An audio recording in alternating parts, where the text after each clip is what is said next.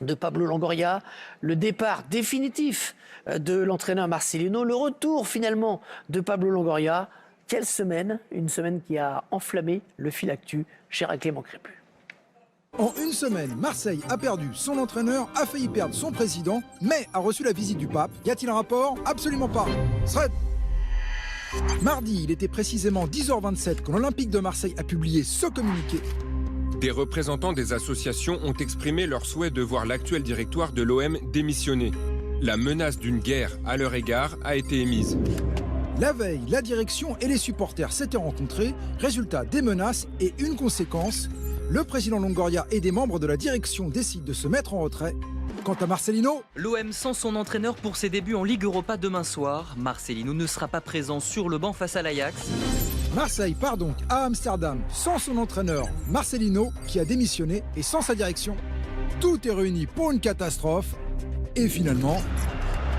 Aubameyang à l'angle de la surface, Aubameyang qui a trouvé l'angle, Aubameyang pour le 3 partout. Jacques Pancho Abardonado, entraîneur de la réserve, devenu entraîneur principal, ramène un point précieux. Ce soir, les joueurs, il faut leur tirer un grand coup de chapeau parce que c'est pas évident dans le contexte où on est actuellement. C'est un bon point au vu de la situation, on va dire, en général.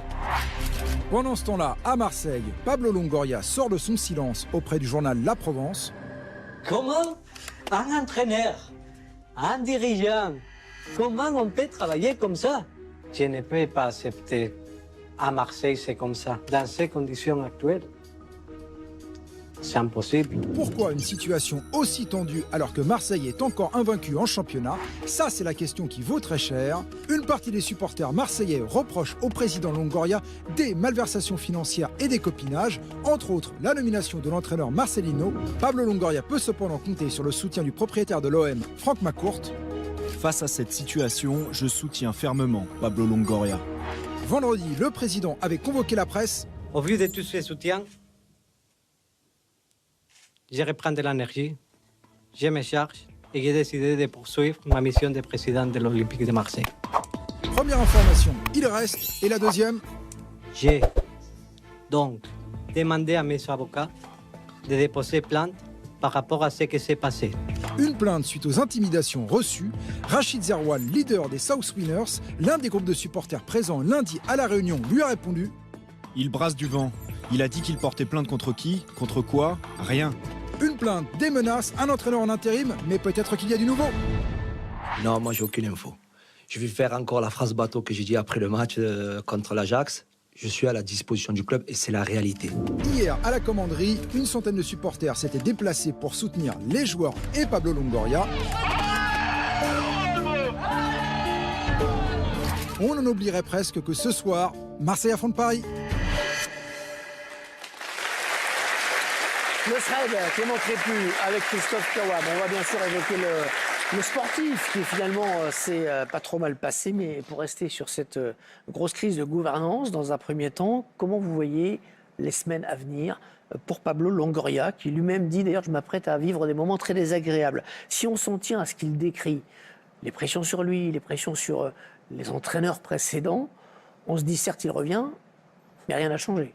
On peut même considérer que la situation est plus explosive que jamais. Nous avons pour la première fois un président de l'OM en exercice qui dénonce publiquement des menaces, un système autour de l'OM animé par d'autres intérêts, des intérêts individuels dans beaucoup de domaines, décryptage. Il fait allusion à des méthodes illégales de type mafieux et on n'en dira pas plus. Là où la situation est explosive, c'est que Rachid Zerouane, dans la seconde, répond... Qui représente les South Winners. Le plus grand groupe de supporters au Vélodrome. Moi, j'en ai rien à foutre parce que moi aussi, je vais porter plainte. Je sais ce que j'ai entre les mains.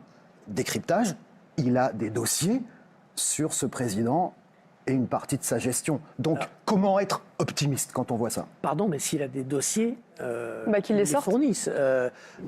Parce qu'avoir des dossiers sur quelqu'un et ne pas les transmettre à la justice et faire du chantage en disant j'ai des dossiers, c'est délictuel en fait. Il dit moi aussi je vais porter plainte.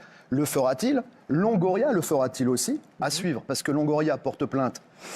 Contre qui? Contre quoi? On attend. Après, je pense qu'il ne faut pas être naïf. Le milieu du foot, avec tout l'argent qui se brasse, il n'y a effectivement pas que des personnes bienveillantes ou désintéressées, on va appeler ça comme ça. Et c'est vrai que On se rend compte que là, c'est tout sauf sportif ce qui est en train d'arriver. Mais en étant vraiment de l'extérieur, sans vouloir être l'avocate de Longoria, etc., pour moi, Longoria, ça reste quand même le président et il a une personne à qui il doit rendre des comptes. C'est McCourt. Et en fait, j'aime pas trop cette délation via les réseaux sociaux ou ces esprits de menace parce que je pense que c'est pas sain. Après, les solutions, assainir le milieu du foot, je pense qu'on peut y passer des heures. Hein. Good luck, everybody. Non, mais l'argent a un petit peu gangréné tout notre monde, malheureusement, et pas qu'à l'Olympique de Marseille. Après, les supporters ont le droit d'être des lanceurs d'alerte, mais avec des faits, avec des documents. Mais là, c'est du vent, là. On ne sait pas ce qui s'est passé. Mais je pense qu'il y a deux éléments déclencheurs de cette situation-là aujourd'hui, au-delà de ce qui peut être reproché à Pablo Longoria. C'est un recrutement qui a été un peu décrié et qui met un peu de temps à se mettre en place sur le terrain. Et puis deux, l'élimination de Champions League. Ça a du mal à passer. C'est toujours des éléments comme ça qui déclenchent ensuite une autre forme de brouhaha, parce que c'est un peu comme ça, même si à Marseille on en a l'habitude. C'est un club très volcanique. Il y a toujours besoin d'avoir des choses un peu bouillonnantes. Mais c'est une situation qui est extrêmement compliquée et qui rejaillira forcément sur l'équipe. Comment il fait, Pablo Longoria, pour présider, après tout ce qui est sorti, toutes les accusations de droite à gauche, qui lui-même d'ailleurs a démenti hein. Après, il y a plusieurs possibilités encore. Quand je vois ce qui se passe aujourd'hui à Marseille, pour revenir au départ, c'est quand même un jeune président. C'est la première fois qu'il a ce poste-là, donc forcément, il est jeune, donc quand on débute, pas forcément aussi tous les codes, même si c'est quelqu'un d'intelligent, comme il se dit.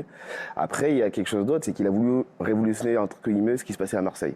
Donc il a porté sa méthode, il a envie de changer les choses au centre de formation, au niveau du professionnel, il a emmené ses hommes, jusque-là tout va bien. Mais à Marseille, il y a quand même une forte identité. Quand vous arrivez dans un pays, il y a l'identité du pays qui existe, et il y a l'identité régionale. Et à Marseille, on le sait, régional, c'est assez fort. Et je pense que, quelque part, il a été aussi un petit peu maladroit dans sa façon de vouloir révolutionner la chose. Alors je pense qu'il partait d'un bon sentiment, il a envie de faire les choses bien, mais tu dois t'adapter à l'endroit où tu es. Tu ne gouvernes pas Marseille comme tu vas gouverner à Lille ou à Lens ou à Lyon ou autre part. Un peu comme partout, d'ailleurs, on peut dire... Chaque pays a sa spécificité. Il y a un microcosme qui existe et il faut en tenir compte. Et c'est peut-être là où je trouve qu'il a peut-être fait une erreur, en voulant tout changer d'un coup. Il doit désigner un nouvel entraîneur. Il n'y a pas le choix. Puisque Marcelino est parti. Est-ce que, selon vous, ce sera fatalement un étranger? Moi, j'aimerais que ce soit un Français.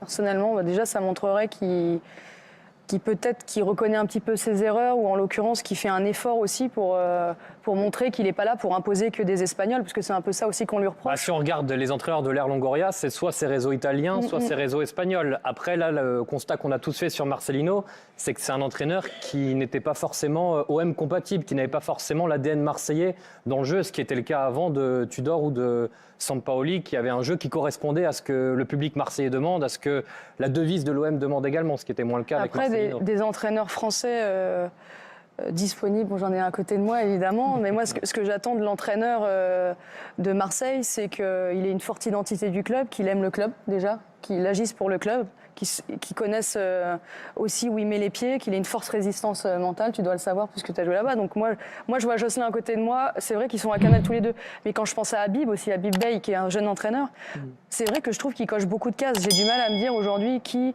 peut se retrouver dans cette espèce de marasme. En fait, depuis Eric Guéretz, qui n'était pas français certes, mais j'ai l'impression qu'il n'y a aucun entraîneur qui s'est vraiment imposé dans ce club. Didier Deschamps quand même. Ouais, mais il a été beaucoup détesté quand même. Il a gagné, mais les gens le détestaient. Je parle plus d'un entraîneur qui était vraiment adulé. Le marasme dont vous parlez, Laure, est plus important que jamais dans la désignation du nouvel entraîneur, car Longoria présente le départ de Marcelino comme complètement lié à l'actualité contextuelle, pas pour des raisons sportives. La problématique, c'est qu'il va accepter. Aussi, quand on voit ce qui se passe aujourd'hui, c'est pas facile. Il faut être vraiment costaud quand tu regardes ce qui se passe aujourd'hui à Marseille pour accepter le poste. Les anciens joueurs. Il ne faut pas oublier quand même que le début de saison, comptablement, il est très bon. Marseille est invaincu en Ligue 1, même si dans le jeu, évidemment, il y avait des prestations à revoir. Mais ce n'est pas une équipe qui est 16e ou 17e de Ligue 1. Il y a le Panathinaikos. Oui, bien sûr, mais ça, c'est maintenant derrière. Marseille est en Ligue Europa et peut avancer avec, pour le moment, avant le match de ce soir, on verra ce qui va se passer, mais un bilan invaincu sur la Ligue 1, il y a pas le en Ligue 1 et également en Coupe d'Europe. Mais si tu poses la question à quelqu'un qui a joué au club et qui aime le club, il te dit Marseille, on me le propose, j'y vais demain. C'est pas une blague. Donc je pense qu'il y en a vraiment qui veulent y aller, mais qui ont vraiment un attachement particulier au club.